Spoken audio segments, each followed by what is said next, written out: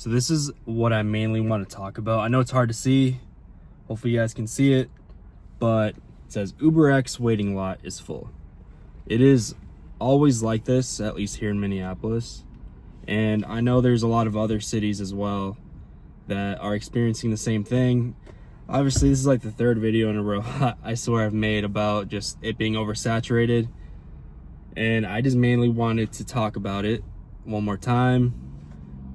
If anything, I'm just using this as ranting. It may be true, may not be true that other cities are also experiencing this, but there has not been a time in the last 3 months that I've seen the airport lot not be completely full. And every time I drop someone off, someone asks me, oh, you must be getting a great ride after this, or, oh, I'm sure you're getting paid really well after this ride. And half the time, obviously, people barely leave tips anymore, and that's not anything to really be mad at. Maybe it's something I could have done better. But most of the time they tell me, oh, like, you must be getting paid really good. I paid $120 for this ride. I paid $200 for this ride. And and the whole time I know what I'm getting paid because we have a guaranteed rate here. Sometimes it's good, sometimes it's bad. But most of the time, after about a year of having this, it's been bad most of the time. When it first started here in Minnesota, I was excited. I truly was excited. I thought it was going to be the greatest thing we've had, because I knew it was already busy, and with the amount of rides that we got, it won't affect us that much. But the thing I didn't know is that the drivers here would literally 3x, 4x. Like, there's about 3 times the amount of drivers here than there was beforehand since that rate kicked in. Like, in Minnesota, there's not enough tourism or business to really be able to satisfy that amount of drivers.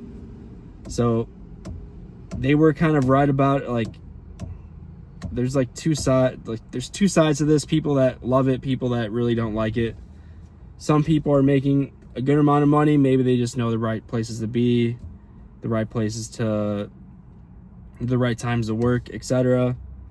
But for the most part, it has not been too productive. Like, most of the time, and most of the people that I talk to about this here in Minnesota is they're just sitting in random parking lots for hours. They're just like driving around in different neighborhoods, trying to find places where there isn't other drivers. And for Minneapolis, it's not that big of a city. It is very like suburb heavy. Like, downtown isn't like, there's not a lot of people just walking around. There's a ton of homeless. People are scared to go. Yeah, just one of those cities. We haven't had the best rep lately as well, so people are scared to travel here. This is just what I hear from passengers that I pick up here for business at the airport. But my main point is that because the lot has been full all the time, like, I'll pick someone up, I'll drop them off, and this has been for the past month. I have not gotten a single rematch on Uber and Lyft.